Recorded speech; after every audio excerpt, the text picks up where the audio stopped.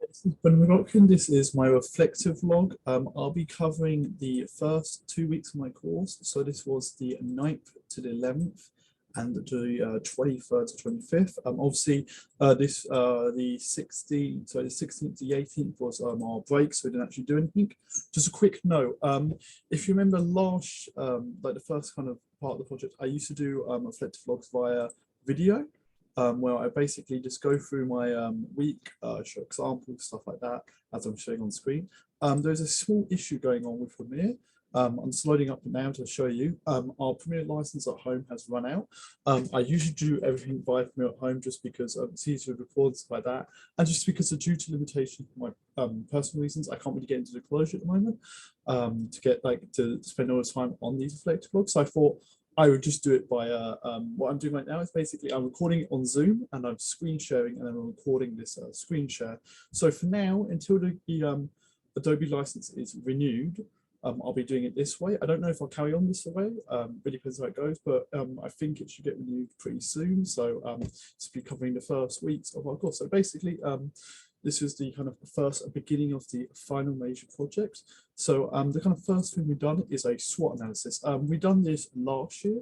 And I think the biggest thing I've done this year is I really looked at my last year's website and I basically thought, how can I do one better and stuff like this? So we basically looked at strengths and weaknesses. And I think this was really well done. So basically what I've done was thought about what my strengths are. I think my strengths are problem solving. I think this is evidenced through especially the group project, all my projects, I'm very good at kind of, from both years, looking at the issues and going, okay, this is how you deal with it. Don't just give up and stuff like that. And like my editing, as I've talked about before, I do all my reflective logs via video because I really like editing. I built my idea around editing. It's my specialism, so editing. And on the other side, my weakness is kind of time management. I talk about this a lot in my last year's reflective logs and stuff like that. And especially in the end, I do have problems with time management. So I think, and this happened last year with my FMP, I think I get very distracted by the big picture and I sometimes forget about those little things, and those little things add up, and then you have like massive issues with probably, big issues with time management, stuff like that. And then when you started looking at opportunities, just a quick note, I think I could have put some more weaknesses because I put too strict. I think I could have put more weaknesses. And I think it's one of those things where I think I need to learn from that lesson of, I think I need to just really go more in depth by this, because I'm looking back on this just because it has been a bit of time since I've looked at it. I definitely think I could have added another weakness to really kind of strengthen it and really understand where I'm coming from. So opportunities are basically, what can we get out of this? Where's the pro in this? I think one of the biggest opportunities I have personally is screenwriting. If you look across my videos, I'll just do examples and stuff like that. My videos are much visual based, whereas story based. Apart from the group project, that's obviously a group one. If you look at the Chewy, not the adverts, the Night of Sorrow, very kind of visuals. The Brendan Carey parody, very visual. Into Brendan, not much scripting and stuff like that. Whereas I tend to focus on the edit, but I think it's a perfect opportunity to really improve that screenwriting, because to get into the film industry you have to know all the aspects, and I always do think screenwriting is my biggest weakness. So I think that's it's a good opportunity. And obviously one of the biggest opportunities is creating a full-length short film. I could have written a bit more of this. Just making a spelling mistake here, the night shaft, this would be night shift. I could have written a bit more of this, just looking at it, but I think up from this point, if you look at my channel, my videos are what I think the group project's 10 minutes. Most of the videos I make by myself are like a minute, maybe 3 minutes. Whereas a short film, I think it's based probably on maybe 15 minutes. So it's kind of the first opportunity to really jump up there. I think obviously working with 15 minutes footage versus 1 minute footage, there is big differences like that from it. So again, I think I could have written a bit more opportunities. Obviously, I could have written a bit more in the kind of full-length short film section, and that's something I really need to keep in mind as I'm going through this FMP, especially the written aspects. I need to kind of write a bit more. And then we started looking at threats. Threats are basically what from now to the end of the college core or college FMP, what could get in our way? And I think the biggest problem is the network going down. Last year when we done our FMPs, the network went down. This meant that we couldn't access our files, so we couldn't access Premiere, etc. As say what you're doing right now. And I dealt with it okay, but I think knowing that this could happen, I kind of now am backing up more files. I do everything on Google Drives, as you can see, and we had it in Google Drives. The kind of footage, especially, you need to kind of save on SSD, so save on computer, because then you can actually access it. And then the obviously biggest, I know the biggest thing is another lockdown. We did a lockdown last year, and that meant that like basically filming is like more difficult. And there's potential. There's always potential for another lockdown. Most likely won't happen, but the thing is, there's always another potential. So the thing is, how I done that, how I kind of dealt with this issue is kind of building ideas that can be done in a lockdown. So there's no point doing a big idea that involves like 50 people because A, that's logistically a nightmare. B, if there's a lockdown, you can't do it. Whereas if you have an idea that can be done in a lockdown, it's better to do that. So the second thing we started doing was the idea generation. Idea generation is basically where we came up with, before we made idea generation, we kind of justified what kind of film we're doing. So I'm planning to do my film alone for many reasons, mostly because one, I feel like I work best alone. Two, I think my skill set and stuff like that, and what I want to get out of this, like I want to do editing and screenwriting, the two main skills. I think that takes up so much of the project and so much of the time. It would be unfair if I worked with someone because then they wouldn't have enough evidence and stuff like that. I think I talked to a lot of people. I was at one point thinking of doing a group project, but kind of when we talked about logistics and what we both wanted out of it, it just felt a bit unfair. So I thought personally could do it alone. And I think this is such a pretty good work, given work, compared to like the SWOT analysis, I think it's very detailed. It kind of goes over, why the advantages and disadvantages. And then I basically justified why I'm making a short film. Mainly feel I'm making a short film because I feel it's the area that allows me to really experiment with that editing and stuff like that. As I mentioned in my SWOT analysis, there's opportunities. I really want to work with short film, and I think short film is the best medium. At one point, I did think about making a documentary that is a documentary but scripted and more kind of mockery and stuff like that. But I really want to experiment with other genres and stuff like that. So the two ideas I came up with is the first idea I came up with was the target. This is actually kind of based on a scraps idea from way back in Choose Your Own Week, I was on Make Driver, due to logistic problems and the thing of we only had a week to turn around that video. There was a bigger idea I had that I had to kind of sacrifice, and this is kind of branch of the target. So the idea is it's kind of like it's kind of a thriller. It's very much all set in a car and stuff like this, and it's kind of like it's influenced by films like Lockie, Nightcrawler, like he's kind of very thriller-esque, kind of everyone's after everyone. I did have a second idea. I'm going to why I didn't actually choose this idea actually. The reason I didn't choose this idea was because I think I've worked a lot with thrillers or horror genre. Last year I done a horror. I've worked a lot with it and stuff like that. And this other idea I had that I'll go into a second, I just felt much more spoke to me and stuff like that. And I felt that like doing another thriller would be kind of, I don't know, I feel like I just need to challenge myself. And this felt a bit too easy. And the kind of more I thought about this idea, the more I just didn't really like it. But again, I think this is a good example of me stepping up. I'll show, let me just get my website up from last year, just so we can have a bit of like, so this is my, so this is my website from last year. Last year I made a night shift that was, a thriller, black and white. You can see like it's a short film idea. Like this is the comparison between these ones. This is much more detailed. I think this is a really good step up. I think this is good. I used Letterboxd to make this. I think this is good. It shows a lot of examples like this. I think they're a really good step up. The second idea I came up with is it's called Brendan's Dead. Just before I did do pros and cons also, and I did mention, as I mentioned before, it's the idea is difficult to do last time, stuff like that. It's too small scale. I think it doesn't really challenge me. Whereas I think this next idea, Brendan's Dead, is kind of very much challenging. This was influenced by Baby Driver. This idea actually came out of an idea that I had of an opening sequence set to Mr. Blue Sky, and like it perfectly timed. And I went, okay, how can I turn that into a film? And then it kind of it branched from that, and it branched off my love for kind of musicals and stuff like this, and like this kind of idea, and it's very kind of heavily influenced by like Baby Drive, but also the Souvenir, where it's kind of looking at very drama and stuff like that. And I think from a screenwriting perspective, this is actually very much challenging because it's very much a drama and kind of very much influenced by that kind of mental health and stuff like that, and really kind of writing rich, interesting, three-dimensional characters. And this is the idea I actually went with just because I really liked it and it kind of spoke to me personally. And I think and the biggest thing is it's a really big opportunity for me to do a lot of editing, because the idea is to basically he lives in this music bubble world, and in the music bubble world it's themed around like the characters,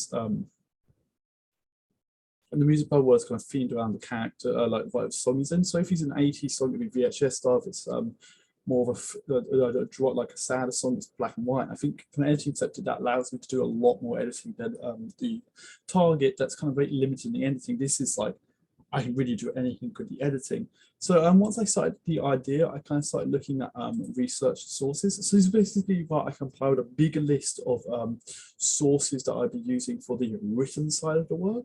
And this isn't all the sources I use, obviously, because once you start writing the work, you do get your own sources, but it kind of gives me a good kind of a solid base to build this written work on. So I divide that up into 2 sections. Firstly, books. I mostly looked at, but on the book side, I kind of looked at like books about writing and stuff like that. So you got Saved a Cat by Blake Snyder, and then books about filmmaking. I especially looked at big books about, like, you know, depression, because there's a big theme in my film, and surrealism. And also I looked at how music can be used, because as I mentioned, music is a big part of this idea. And then I started looking at films. As I showed before, I did mention this in the idea, but I kind of looked at films very much based around music and stuff like that. Baby Driver being the biggest influence, but movies like Guardians 2. There's a really good, interesting.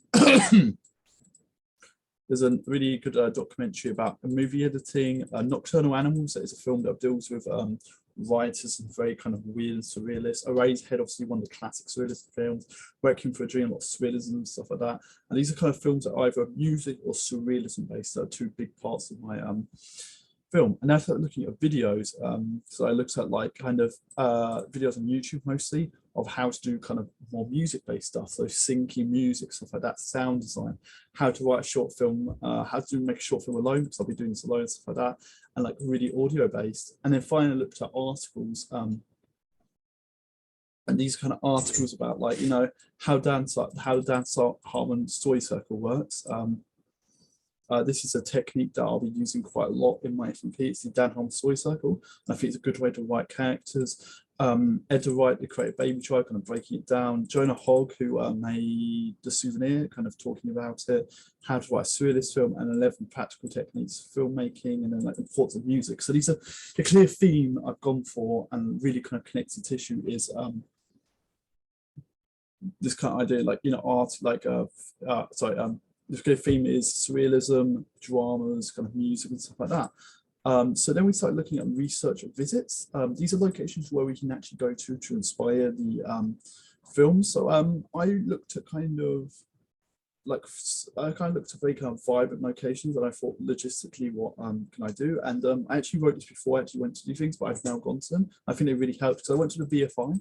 That is one of the kind of biggest kind of cinemas in the UK, and as my character, we have a love for cinema. I thought this was a really good inspiration for the character, kind of working out the mindset of this character. I think this really helped. And I also visited Soho. That's one of the really good cities. As I mentioned in my research sources, last night Soho was a big influencer, just because how music and vibrance worked. And I think this also helped me in research visits, going to like this area in Soho, really working out like music and how music can play into it, and like the vibrance of the city.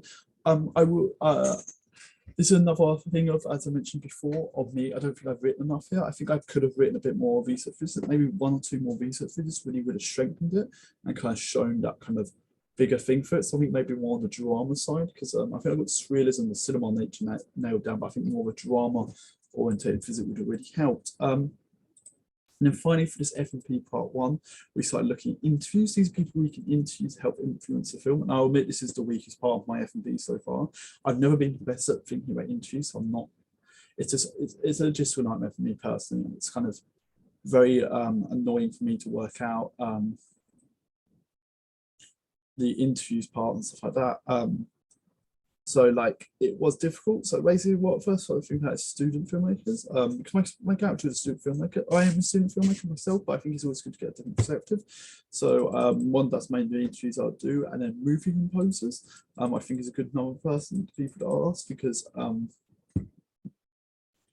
The movie is very much heavily based on music, I mentioned before, and I think I really need to speak to composers to work out how they kind of put together a film. So I think that would be a good kind of people to ask. Obviously, I think I could ask look at a bit bigger range of people and stuff like that. That would really help. And I started looking at indie filmmakers. I think indie filmmakers are better to ask, and like say Scorsese or something like that. Obviously, if I could interview Scorsese, that'd be amazing. But indie filmmakers have a bigger chance of applying. They have a bigger chance of giving me a realistic advice because they work in the limitations I have, budget, you know, people, etc. So I think these would be good people to ask. And I kind of looked at like YouTube indie filmmakers that I like and kind of thought about who I can contact. Again, I think this is very weak. I think I could have had a lot more, and I think I could have like even like 2 or 3 more interviews and stuff like that, and kind of a bigger range of sources that could really help me out. So as FMP part 1, I say it went pretty well. I think obviously I think my biggest weakness is these interviews. I think they could be strengthened. I think the SWOT analysis I could have put a bit more into, kind of a bit more strengths and weaknesses and stuff like that. But on the other side, I think my good kind of strength is the idea generation. I think both ideas really are pretty well fleshed out. I think I really went down the logics of it. As I did mention before, I did make sure they are lockdown proving, stuff like that. So that plays into the pre-mortem, is making sure that it all kind of blends together. So that had been for FMP part 1. And then FMP part 2, I'll just get it up, was a bit more kind of chunkier. So problem solving evidence, this is basically how we would problem solve and how we evidence it. So as I mentioned, this screenshots and videos. As I just done now is I showed you Premiere wasn't working via video. That's what I'm going to basically do in my reflective logs, is I'll show pictures, I'll show videos. I'll put on the bottom screen stuff that in the edit I'll show it like I'd done with my last year's one. It's really kind of giving as much evidence of it, because it's easy to say, oh, the computer didn't work, but if you show a picture, it's like, okay, yeah, you got real evidence. You know, the whole thing, if no one believes you until you got evidence. So we've done the pre-mortem. Pre-mortem is basically where you look to the future and go, what could happen? What are things you learn from like previous filming, and where you go, what could happen? What could be like the problems we have this year, you know, with the filming. And I think as I'd done an FMP last year, I do know some of the issues that come with it. The biggest one is I think our big issue is weather. Obviously, a lot of the films that take place outside, obviously it starts raining, I can't film and stuff like that. And I think it's all about planning for it, you know. So basically I broke it down into what would I do on the day, of what would I do if I got to the shoot and it was raining. So this meant just kind of working around the issue and stuff like that, and kind of filming as much indoor stuff I can. What would I do before the shoot? So this meant on the planning process, kind of having more shots indoors, and then how would I evidence it? And as I previously mentioned in the problem solving evidence section, I'd choose pictures and videos from the pretty standard, stuff like that. I kind of went down the same issues before, potential issues, battery, storage, internet, COVID and stuff like this. And I think this is really strengthened. I mean, this is much better than last year's. I'll just show where there wasn't the pre-mortem, there was 2 issues, storage and internet problems, where this has got at least, you know, 4. And I think these are solid issues and really learning from my mistakes. I think this is really me just kind of stepping up. So I think the pre-mortem is really well done. Next we started looking at portfolio sites. So basically this would be sites that influence our website. So this year I'll just show my portfolio site. This is my portfolio site. It's very kind of themed around that surrealism and so that I'll go into why it's got these colors in the branding pack. But we looked at other people's sites and basically said, what can we take from this? So I looked at Joel Knonsey. He's a director. I really liked how he laid out his website. I really liked kind of how he displayed things, you know, and like assets and stuff like that. It's kind of overall style. I thought that was really good. And I looked at like Warp Films, how they're also like a big production company. I thought I really liked how to use color and stuff like that. Color was a big part of my film and how they kind of nailed it out and stuff like that. And then finally I looked at Love, Death and Robots. Let's go up here. That was kind of it's a show, but it's a very surrealist show. My film's going to be very surrealist and stuff like that. So I think looking at a website that's very surrealist definitely plays into that and helps me kind of work out how to build my website. And I think this portfolio site bit is really well done because what I've basically done is I've kind of looked at the 3 aspects of my film from a production standpoint. As a filmmaker, what people will think from a drama point of view with the Warp Films, because they're a drama production house that is a big part of my film. And then suddenly the surrealist. So I've like kind of broken my film up into 3 chunks and looked at giving those chunks a website. So again, I think my portfolio site is really well done. Then we went into the branding pack that I mentioned before. My branding, so what I done was like kind of thinking about like my final major project. This is where I started looking deeper meanings for this. I kind of went down to every aspect of the website flow. This was background color. What would be the best one with text? What would, the best text to use and stuff like that, And what I decided on, I'll just show my website here, is a very kind of, it's very different on it. It's very vibrant and stuff like that. And I really like it, plays in that surrealist kind of tone and stuff like that. So I decided on a purple background because my character, there's kind of 2 characters in my film, blue and red for mine is purple. I made this very kind of surrealist kind of website and stuff like that. I made a picture by basically layering 2 me's on top of each other, one blue and one red, and kind of chuck it up, cut it out. I used purple as a background, so I think it was really well done. I think I used orange for like an accent color to kind of highlight areas, and I use black. I think black text always works best, to be honest. I think black text is the best kind of text you can use for it, just because it's kind of like, it's easy to read, stuff like that. I decided on a Jockey 1 font, I think it's called. For the text, it's actually a similar text to what I use for my main website, for like first year 2 and my production company. And I think again it blends into like production company because there's synergy. Because if I chose like a totally different theme, if you looked at my production company, I'll just show my production company website, as you can see, it's very much, they're clearly their own identities, but they're clearly in the same kind of umbrella of a company that I think works really well for synergy and branding. But overall, I think my branding pack is pretty strong. I think branding pack's all my strengths. I really go into it. I look at different designs. I really kind of nail down what I want to do and why I want to do it.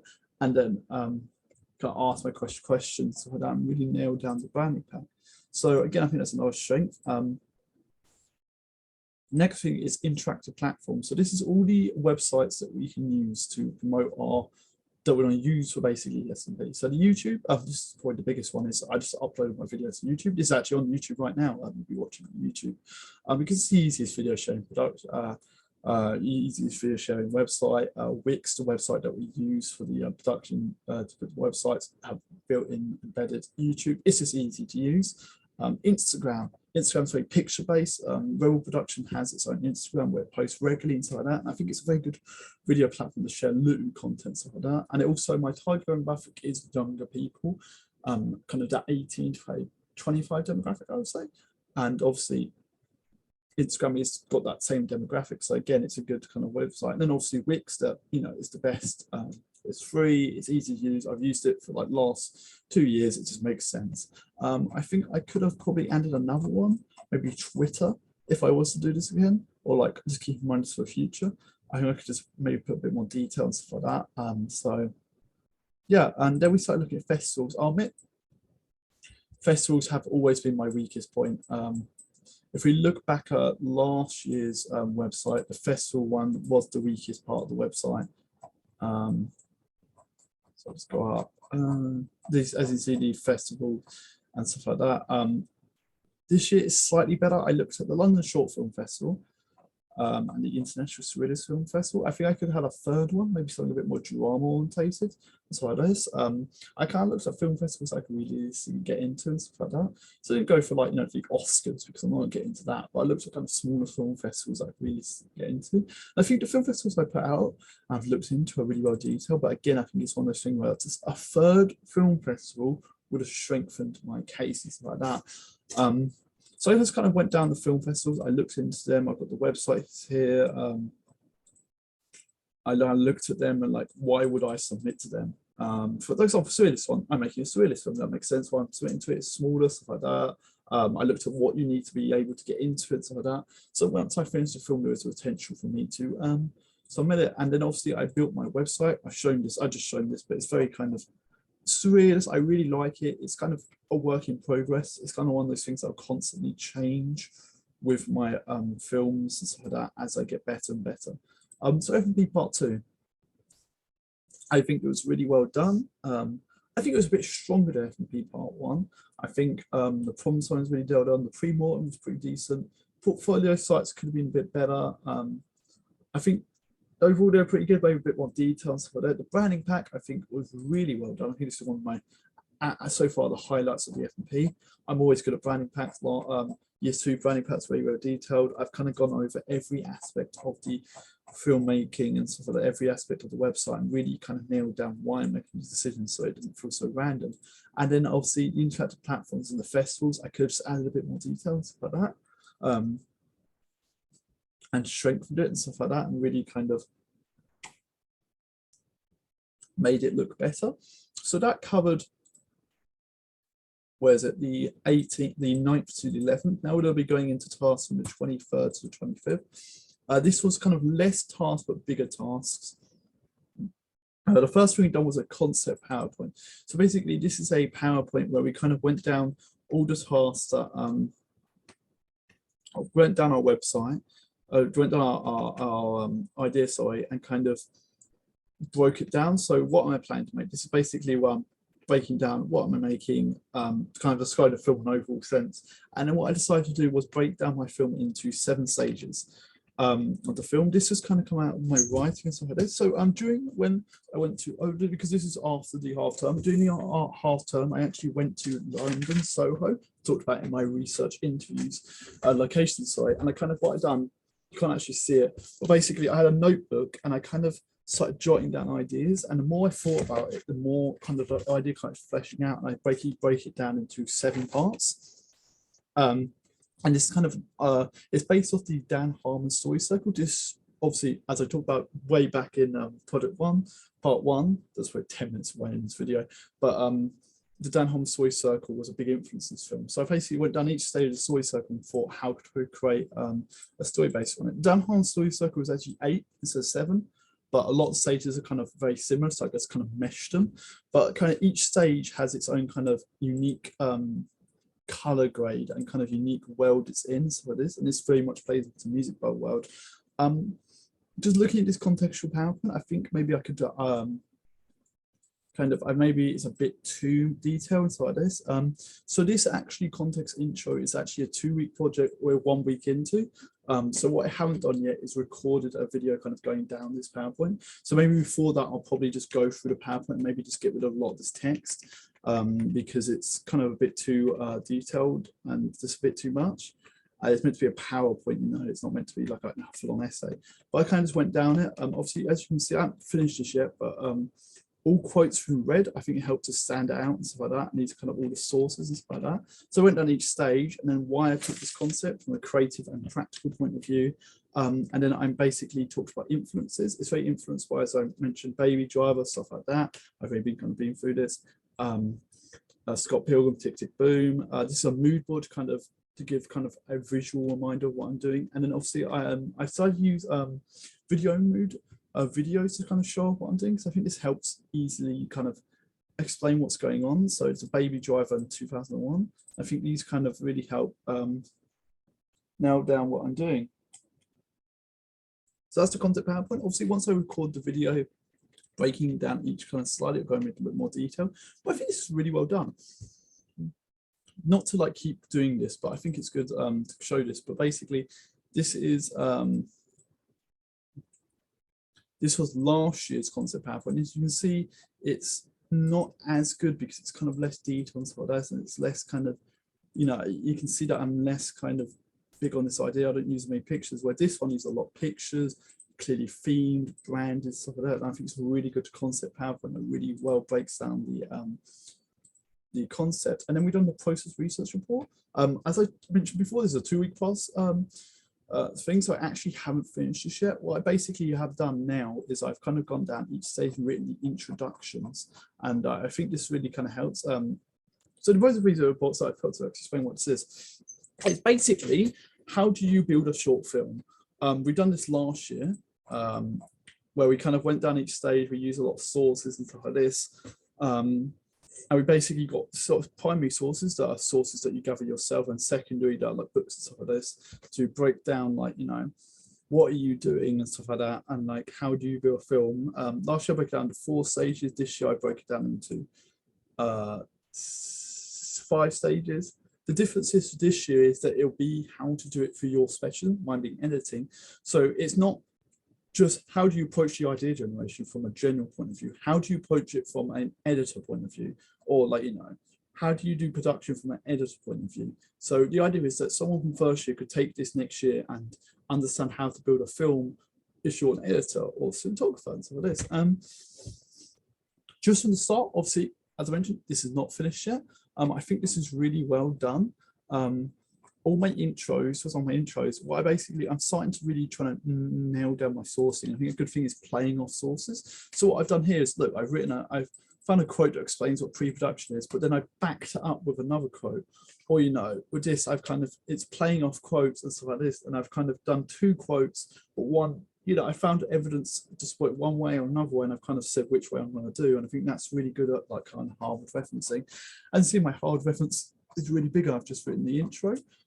So this will be kind of the goal for next week. The kind of target I've got for next week is to finish this off, obviously do the video from a overall target sense of view, because I always like to set myself a target. I set my main target coming off these 2 weeks. It's kind of maybe a bit more detailed. As I mentioned before, the research physics were very weak and so like this. And I think it's something that at the moment it's okay, but I think the more I go into this FMP, I really need to start nailing down and so like that. I'm really adding that detail to my reflective log. So overall, these 2 weeks, I think my main pro has been the branding pack, things like that. The contextual PowerPoint I thought was really good, to be honest. The concept PowerPoint, I feel really nailed down the ideas like this. I think that's my main pro. And then on the other side, I'll say my main disadvantage is the kind of not adding that much detail like this. And I think the smaller aspects of the film, the FMP, the aspects that, let's be honest, aren't as big, I think I need to focus more on, like, the festivals and stuff like this. I think less big picture and kind of small picture. Hopefully next week Reflective Vlog will be back to my normal kind of video green screen kind of aspect. I don't know if I might keep this idea. I'll probably think about it, but I think it's done pretty well. Thanks for watching this Reflective Vlog. This has been covering, let's get the dates up, the first kind of 2 weeks of my course. So the 9th to 11th of the, then we had the break, then the 23rd to the 25th. So thanks for watching this Reflective Vlog.